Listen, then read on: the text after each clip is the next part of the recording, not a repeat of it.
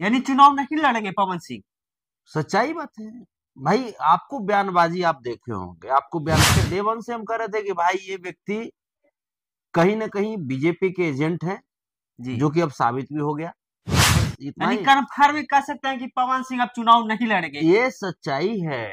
तो अब उनका तो सामने आ जी। भी जाएगा ना कि 9 तारीख को नॉमिनेशन में ये फॉर्म गलत भरेंगे। अच्छा, पवन और सिंह। हाँ, फॉर्म गलत भरेंगे और फॉर्म गलत भरने के बाद इनकी नॉमिनेशन रद्द हो जाएगी, बीजेपी रद्द करवा देगी और ये बदनाम महागठबंधन को करेंगे। तो जो वहां के लोग समर्थन दे रहे थे, पूरा काराकाट पवनमय हो गए थे, पवन सिंह को वोट देंगे, पवन सिंह को वोट देंगे। अब उन लोगों के दिल पर क्या बीतेगा? तो कहीं ना कहीं क्या पवन सिंह मोदी अटैक से डर तो नहीं गए? देखिए, उपेंद्र कुशवाहा के समर्थन देने जा रहे थे, हम मनोज आपको तिवारी, बता रहे हैं। एक सेकेंड, मनोज तिवारी, रवि किशन, दिनेश लाल यादव जी और अक्षराज सिंह। कहीं डर तो नहीं गए अक्षराज सिंह और मनोज तिवारी इन लोगों से? कहीं वीडियो देख करके कंफर्म हो जाएंगे कि नहीं हमको लड़ना है तो लड़ना है। तो लिखित दे ना, वो लिखित दे, वो पेपर पर लिखित दे जी। कि हाँ वो लड़ेंगे चुनाव। पेपर पर लिखित दे कि हाँ चुनाव जीतने के बाद भाजपा में नहीं जाएंगे ये। नमस्कार, आप लोग देख रहे हैं अनोखी न्यूज और आज आप सभी को बता दूं कि भोजपुरी के पावर स्टार कहे जाते हैं पवन सिंह से रिलेटेड एक बहुत ही बड़ी खबर आ रहा है। खबर हमारे साथ बताएंगे संतोष रेणु यादव जी। सुन रहे हैं कि काराकाट से पवन सिंह चुनाव नहीं लड़ रहे हैं। कितना % बातों में सच्चाई है? धुआं कब उठती है? जब आग लगता है तब। हाँ, ये तो परफेक्ट है।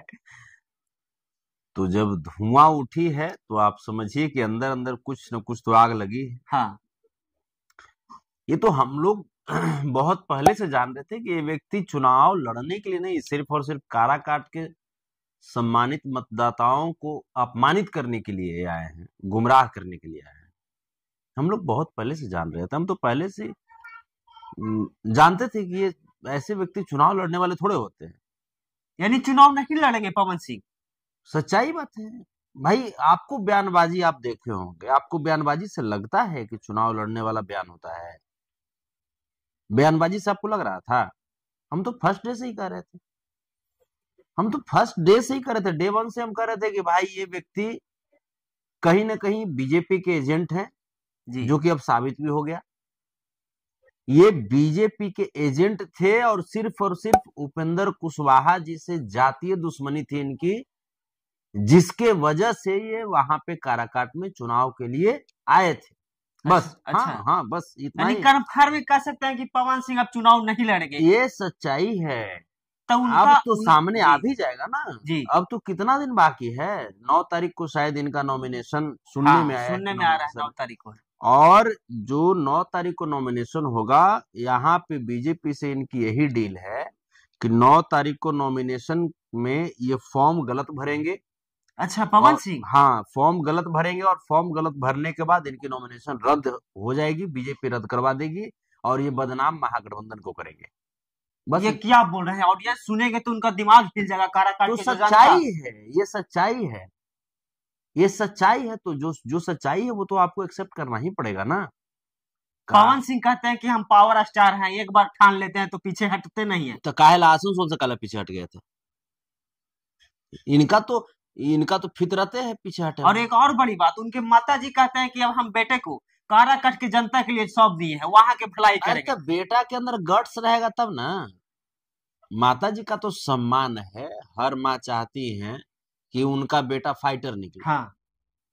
लेकिन ये तो व्यक्ति ये दूसरा ही निकल गए। तो जो वहां के लोग समर्थन दे रहे थे, पूरा काराकाट पवनमय हो गए थे, पवन सिंह को वोट देंगे, पवन सिंह को वोट देंगे। अब उन लोगों के दिल पर क्या बीतेगा? अब तो ये व्यक्ति सिर्फ और सिर्फ, हम आपको बताया तो, काराकाट के सम्मानित मतदाताओं को गुमराह करने के लिए ही सिर्फ इतना किए थे। अच्छा। तो और क्या?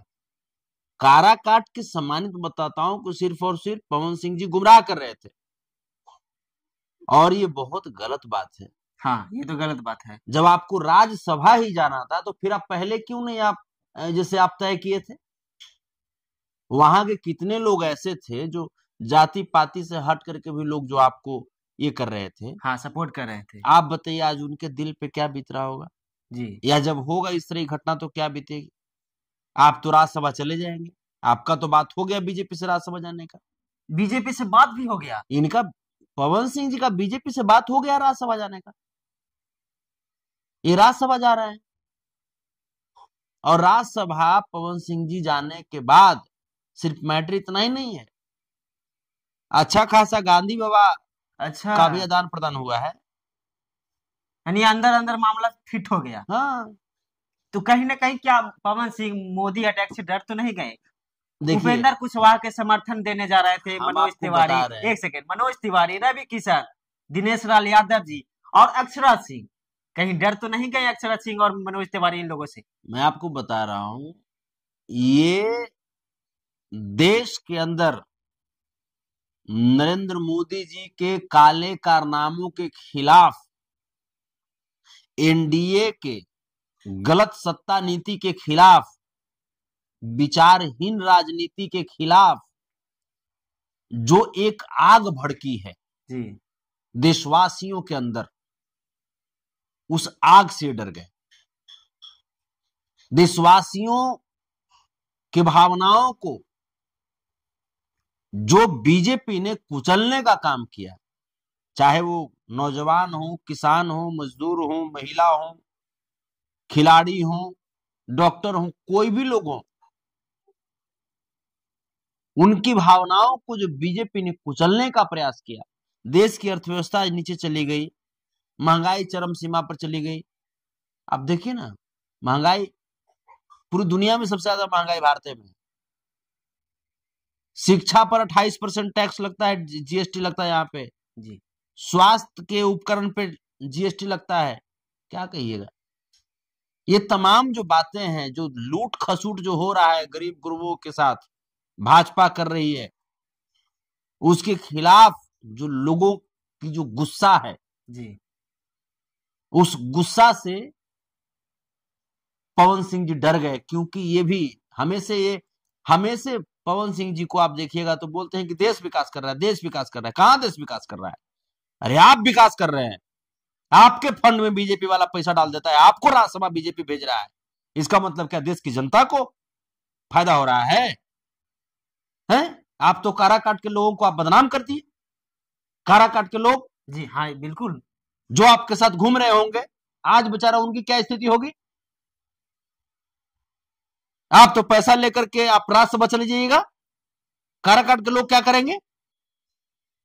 ये तो सवाल बनता है ना जी? जी, तो इन्होंने काराकाट लोकसभा क्षेत्र का अपमान किया है। ये डर गए थे क्योंकि वहां पे जिस प्रकार से इंडिया महागठबंधन के पक्ष में लोगों का विश्वास दिखाई दे रहा है, उससे डर गए थे। कहीं वीडियो देख करके कंफर्म हो जाएंगे कि नहीं हमको लड़ना है तो लड़ना है। तो लिखित देना, वो लिखित दे, वो पेपर पर लिखित दे जी, कि हाँ वो लड़ेंगे चुनाव, पेपर पर लिखित दे कि हाँ चुनाव जीतने के बाद भाजपा में नहीं जाएंगे। ये भाजपा ही है, ये भाजपा के एजेंट हैं पवन सिंह जी। तो उतना भाजपा के एजेंट है तो टिकट क्यों नहीं दे पवन सिंह को? जैसे भाजपा भी जानती है कि पलटू वाला आदमी है, भाजपा भी जानती है ये बीजेपी के एजेंट हैं जी, ये लिखित दे ना भाई, ये लिखित दे कि हाँ ये चुनाव लड़ेंगे, ये नहीं पलटेंगे, नहीं बैठेंगे, बढ़िया से फार्म भरेंगे, और उसके बाद जीतने के बाद भाजपा में नहीं जाएंगे, लिखित दें। कुछ टाइम के लिए मनीष कश्यप पर लोग विश्वास किए थे, वो भी बीजेपी में चले गए। अब पवन सिंह भी उभरे, वही पवन सिंह लोगों के लिए कुछ करेंगे, और सुनने में आ रहा वो भी बीजेपी में चले जाएंगे। लोगों के लिए क्या करेंगे? लोगों के लिए क्या करेंगे? सब गलत चीज है। सब ऐसे लोगों को राजनीति में आना ही नहीं चाहिए। आपका स्टैंड क्लियर नहीं है, विचारधारा कुछ नहीं है, बस थोड़ा सा दबाव आया तो बस हो गया टाटा फिश। लालू प्रसाद यादव जी के ऊपर कितना प्रेशर आया, पूरी जवानी उन्होंने जेल में बिता दिया, लेकिन कभी भी सिद्धांत के साथ उन्होंने समझौता नहीं किया, सिद्धांत से समझौता नहीं। बिल्कुल। तो ये लोग डरपोक लोग, ये लोग चुनाव लड़ेंगे पवन सिंह जी। क्या कुछ सजेशन दीजिएगा जाते जाते पवन सिंह को? हम कल सजेशन दे जाए, ये जो पलटी मारते हैं इतना हमरा फुर्सत है सजेशन दे बजाय। काराकाट के जो जनता देख रहे हैं, जो उम्मीद लगाए थे पवन सिंह से, क्या कुछ कहिएगा? बस जिस प्रकार से आप इंडिया महागठबंधन को सपोर्ट कर रहे थे करते रहिए, क्योंकि इस बार देश में सत्ता पलटने वाली है। इंडिया का महागठबंधन देश की बागडोर थामने वाली है। जी, तो चलिए, वीडियो कैसा लगा? ये खबर सच्ची में आया है, और इस खबर को सुन के आप लोगों को क्या लगा दिल में, कमेंट करके जरूर बताइएगा।